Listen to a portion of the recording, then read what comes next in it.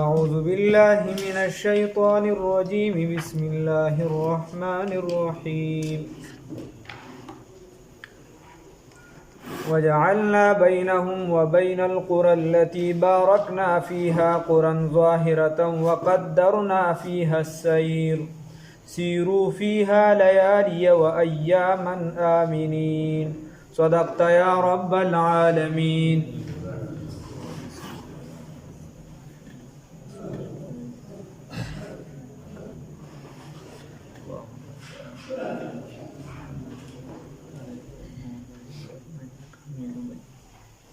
د سیدنا سلیمان علیه السلام واقعه تیره شوه. بیا د قوم سبا خبره شروع وه. په هغې کې موږ څه خبرې کړې وې او په دې باندې څه انعامات الله رب العزت خپل ذکر کړی او بیا چې دی الله رب العزت راټینګ کړو څه سزا یې ورکړو. په هغې کې څه مړه شو یعنې هلاک شو او څه چې دی هغه پکې بچ پاتې شو وغیره. نو د هغې تذکره الله رب العزت د هغه انعاماتو نه بعضې کوي. الله رب العزت فرمایي وجعلنا ومګرځو بینهم په منځ د دوی کې و بین القرا او په منځ د دغه خاریه کې دغه علاقه کې د دې په منځ کې او د دې علاقې په منځ کې التي هغه بارکنا فیها چې برکت هم اچولو په هغې کې، یعنی د دې په منځ کې او د هغې علاقې په منځ کې په کومه کې چې برکت اچولو د دې په منځ کې وګرځو قرآن ظاهرتن ګرځولي مو کلي ظاهره یعنی ښکاره داسې پته لګېدله. وقدرنا او اندازه کړي فیها په دې کې السیره لار یا مسافت د دې په منځ کې مسافت راوستو. نو خبره داسې وه چې بهی د یو علاقې نه به بله پورې لکه تاریخ والا لیکلي چې د هغه ټیم په حساب سره یعنی چې خلکو څنګه رفتار کو لاره څنګه وه نو د یو حضرموت نه واله تر سبا پورې د 40 ورځو لار وه، د 40 ورځو لار وه او غالبا د سبا نه واخله تر شامه پورې یا فلسطینه تقریبا چې د شامه پورې یا د فلسطین د خاص ځمکې پورې 7400 هاریې وي. دا قاضي ثناء الله پانیپتي رحمه الله وی خو دا تاریخي اقوالو په اعتبار سره وي وړې وړې هاري به چېرته لاره کې راتلي. نو مطلب دا داسې به انسان مزل کو نو دې لار ته به ورته چېرته وړه هاریه راتله دی داسې نږدې مسافت کې به راتلې. نو چې نږدې مسافت کې راتلې نو دا خو په الفلا مرامیانو نو دوی وایي چې خدایه داسې ته موږ خو د خلکو نه اورو چې دونه ګرانې مزلې دي او ګرانې لارې دي دا خو موږ غریبانان یو شان و منځ کې بس نږدې کلي دي علاقې دي هاریې دي نو دا خو زمونږ د غریبانانو په کې څه فرق معلوم نشي. دا خو چې موږ په اسونو روان یو موږ په اعلی سورلو روان یو دا غریبانان چې دکه شانې بیا به پته د مسافت لګي. نو خدای پاک زموږ د علاقې لرې لرې وګرځوه په خپلې د خدای نه نو خپلې د خدای نه عذاب وغوښته. نو الله رب العزت ورته وفرمایل وقدرنا فیها السیره او موږ اندازه کړو په دې کې څه دا مسافت سیرو موږ ورته ځې فیها په دې کې لیالیا د شپې و ایامن او د ورځې امینین په امن سره. نو د یمن دغه چې کومه علاقه وه نو دې اړخ ته چې دی د هندوستان ساحلو یعنی نن سبا موجوده پاکستان وغیره دغه طرفونه والا هندوستان چې کوم ساحلو د سمندر نو دا طرفو او د هندوستان اخري کناره یعنی ساحل او هغه طرف ته د یمن نو دغه د هندوستان چې به کوم سامان وغیره دا به د یمن دغه علاقو ته کوش سبا سره نږدې چې سبا ته به کوز شو سبا والا بیا داسې کار وکړو چې د هغې نه به بیا د فلسطین ته د هغې نه به بیا مصر ته بیا داسې به ته افریقي ممالکو ته دا به دغه لارو باندې ته خو دا یمن پورې به چې دی د علاقه چې دا به سمندر استعمال شو بیا به د دې د اوچې دغه لاره په سبا باندې استعمالېدله. نو الډي دغه یو عالمي منډي وه عالمي لار و د تجارت لپاره او قرآن د دې نه بیا تعبیر کوي وروستو چې کله قریشو بیا استعمالوله نو رحلة الشتاء والصيف د یخنۍ او د ګرمۍ لارې د دې دپاره الله رب العزت تعبیر بیا په دغه باندې هم کوي. او بل ځای کې الله رب العزت تعبیر کوي به امام مبین په ښکاره واضحه لار باندې الله رب العزت وایي چې دا واضحه لار وه. نو الله رب العزت فرمایي چې ګوره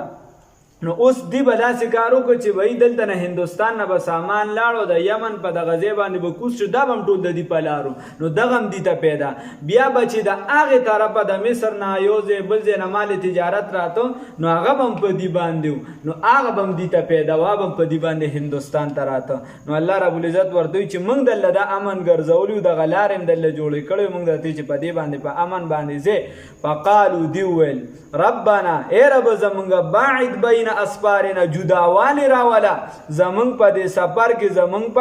په منځ کې وظلموا او برخو وجعلنا بینهم وبین القرى التي بارکنا بیا وی د دیو د برکت والا درځمکې ترمنځ هم لکلی ګرځولیو او دیوی چې نه سم هم جدا که چې د کلو د کیسه ته ختم شي برکت والا ځمکه شام او فلسطین دغه ته مراد دي ځکه هغه په ظاهرا هم برکت والا وي چې ظاهرا سرسبز او شاداب وي او باطنا هم برکت والا چې د پیغمبرانو مسکنو نو ډیره علوم نه پکار ما سره یو مصر ولګیا نو هغه امام النبی الا فی المصر و یو پیغمبر نه دی راغلی مگر صرف په مصر کې نو مرته ډیر زیاتې مکه خیر دی گزاره کوه اکسلیټر لګ پرېدا فقالو نو ویل ربنا ای رب زمونږه باعد بین اسفارنا دې څه ویله لاګانو وی زمونږ په منځ کې دا مسافت اوږد کا جداوالی راوله چې زمونږ د غریبانانو پته ولګي وظلموا انفسهم الله وی په خپل ځانونو یې ظلم وکړو نو فجعلناهم احادیثا الله وی ګرځول دي لره کیسې بس دیم د کیسو په کیسې د جوړ مونږ کومې سبا دا ځکه چې دغه سیلاب په کله راغی نو لس قبیلې وي مستغو پکې ووالی شو او ځمکې خوا سم لاړه د ځمکه خوا کم چې ظاهرا دوه درې غشړ بوټي کول هغه به هم تریخو هغه خوا سم لاړه لس قبیلې پکې په هغې کې چې کم پاتې و اکثریت بلکې پاتې نو هغې کې شپږ قبیلې غالبا شام ته لاړې او دا څلور قبیلې چې دی دا دې خوا چې دی مدینې منورې طرف ته رالې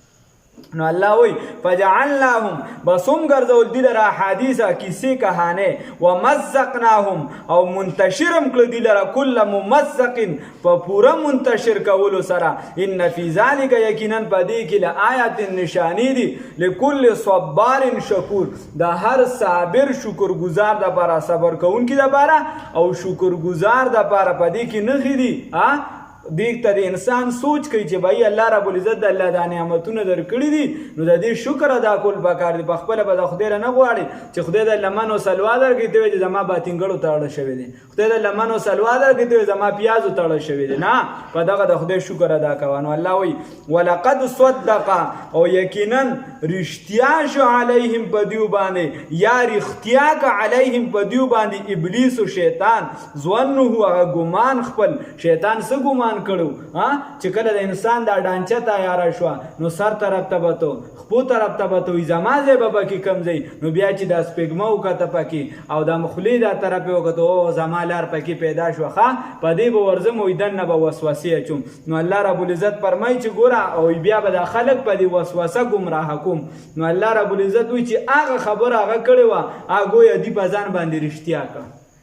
دی بازانا رښتیا کړه نو الله رب العزت فرمای ولقد صدق علیهم ابلیس او یقینا رښتیا کړه دوی علیهم یقینا رښتیا کړه په دوی باندې ابلیس شیطان کا ځوانو ګمان خپل فتبعوه نو بس دې دغه شیطان تابعداري وکړه الا فریقا من المؤمنین مگر یوې ډلې د مؤمنانو نه ونکړه لخوا هغه د دې تابعداري ونکړه الله وی وما کان له او نو په دغه ډله باندې علیهم بدیو باندې من سلطان سزور د دې شیطان په سزور زبردستی نه چلیدا خو الله وی الا لنعلم د پاره د دې الله وی چې موږ ظاهر ګور هغه ایمان ورل نو شیطان ورسره زیاتیونه کبل سي هیڅ شي ورسره نشو کولای خو الله وی دا زکه دې ایمان ورلو دام ته را جدا کړو الا د پاره د دې لنعلم چې موږ ظاهر کو مې یؤمنو چې څوک ایمان وروړي بالآخرت په آخرت باندې ممن هغه چانه هوا چې هغه دی منها د خلکو نه په شک په شک الله رب العزت فرمایي چې دا زکم صدا سکلو چې دا کم په شک کې دي چې د دینه کم ایمان راوړي چې دا خلکو ته وخایو چې دغه شک واره ډله وا دا شکی خلکو او په دې کې دې ډلې ایمان راوړو نو دا دې ځای ته دا معروج ته ورسول وربک او رب استا علی کل شیء حفیظ په هر چیز باندې حفاظت والا دی نگهبان دی الله رب العزت زنګ اعمال سم کی ها نو پدې کې دې ته اشاره هم ده د آیاتونو کې دې ته شته چې ګوره ټول قوم چې د اکثریت گمراه او یو څو پکې سمون ده الله د هغې صفات بیانوي نو اکثریت ګوره حدیث شریف کې راځي رسول الله صلی الله علیه وسلم فرمایي د قیامت په ورځ باندې به آدم علیه السلام ته الله وایي چې ستا په اولاد کې به په زرو کسانو کې یو کس جنتی او 999 به ټول جهنم ته ځي الله هم دې وساتي نو ولې اکثریت چې کله نه کفر او اسلام کې خلکو بت پرستی وغیره شروع کړي نو بیا اکثریت د کفر را روان نو اکثریت باندې فیصله نه ده فیصله په حق باندې ده قوم خو ټول په یو څه بل څه دکه شانه اوس به سوشل میډیا ته ناسې شابه کعبې مبارکې ته ووټونه موټونه شروع دي شابه زرو کعبې ته ووټ واچو چې وګټې اسلام ته ووټ واچو چې وګټې پلانکي ته واچو چې وګټې په دې باندې ګټل نه دي الټه چې کم کس په دغه ووټونو کې شرکت کوي دا ګناهګار دی موږ به اوس اسلام په ووټونو باندې ثابتو چې په فیسبوک به لوټونه کوو یا پلانکي ساده اسلام به هغه ټیم پته لګي چې د ټي وي ته ناست او بانګ وي چې ته راځې که نه ته میچ ته ناست ته قرآن له راځې که نه راځې بیا چې د دې نیکانو د انډیا او د پاکستان میچ وي دوا والله که انډیا او پاکستان میچ دی ولې وایي چې د کفر او د اسلام جنگ دی دا د نرزوی په ټي وي باندې د کفر او د اسلام جنگ کوي الله دې معافي وکړي نو داسې نه ده ایمانونه به خپل هغه ټیم تلي چې کله دغه میچونه وي بیا به د ایمان پته لګي چې څومره اوبه وکړي هغه ټیم به د ایمان تلي چې ته زمینداری ته لګیا یې او بانګ ووایي دغلته وکړه بېشکه ضرورت دې په پوله وکړه خو چې کې که نه د دې خبره ده نو اکثریت پسې به نه ځي صرف الله رب العزت معافي وکړي الله وایي وجعلناهم ګرځولي مو بینهم په منځ د دیو کې و بین القرى په منځ د ښاریه کې التي هغه بارکنا چې برکت مچولي بیا په هغې کې قرآن ظاهرتا خاری ظاهری وقدرنا پیها پدې کې نمایه هارونه ګرځولي وقدرنا او اندازه کړي مو بیا پدې کې سیر